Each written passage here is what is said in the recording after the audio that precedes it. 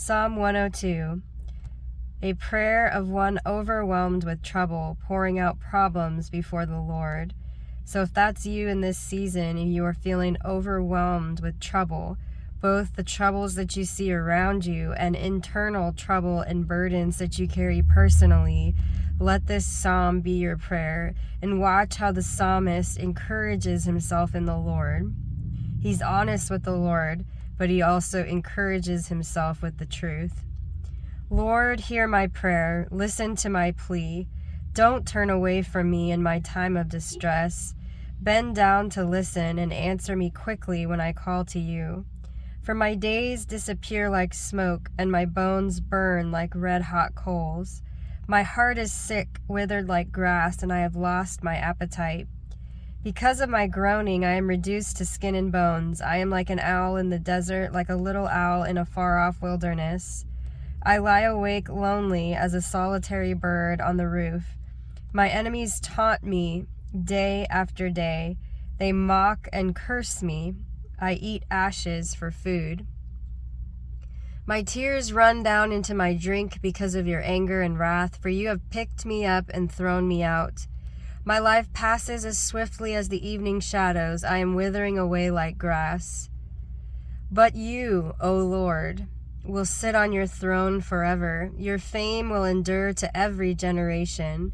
You will arise and have mercy on Jerusalem, and now is the time to pity her. Now is the time you promised to help. Now is the time you promised to help, for your people love every stone in her walls and cherish even the dust in her streets. Then the nations will tremble before the Lord. The kings of the earth will tremble before his glory. For the Lord will rebuild Jerusalem. He will appear in his glory. He will listen to the prayers of the destitute. He will not reject their pleas. Let this be recorded for future generations, so that a people not yet born will praise the Lord. Tell them the Lord looked down from his heavenly sanctuary. He looked down to earth from heaven to hear the groans of the prisoners, to release those condemned to die. And so the Lord's fame will be celebrated in Zion, his praises in Jerusalem, when multitudes gather together and kingdoms come to worship the Lord. He broke my strength in midlife, cutting short my days. But I cried to him, "Oh, my God, who lives forever, don't take my life while I am so young." Long ago you laid the foundation of the earth and made the heavens with your hands. They will perish, but you remain forever. They will wear out like old clothing. You will change them like a garment and discard them. But you are always the same. You will live forever. The children of your people will live in security. Their children's children will thrive in your presence. And just like this psalm says, that the Lord will come in his glory. The Lord will rebuild his nation, his people, and he hears the cries of his people. So we encourage ourselves in the Lord, even though we feel abandoned and we feel like the Lord has left and that he doesn't hear.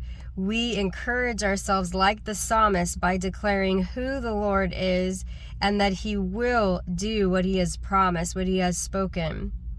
And I love this, and I want to decree this over you who are children of the Lord today. The children of your people, your children will live in security. Their children's children will thrive in your presence. And there's a highlight here on how important it is that we remember what the Lord does to rescue his people, to rescue his nation, because if we have to write it down and share it with our children's children so that they will remember what the Lord has done for us and that they will continue to tell of his goodness. And everything that we are interceding and crying out to the Lord for his justice and righteousness, for his rescuing of the nation, for his plan, his mighty arm to come in and have his way. that is not just for us, but it's for the generations to come, that they will live in security and that they will thrive in the presence of God.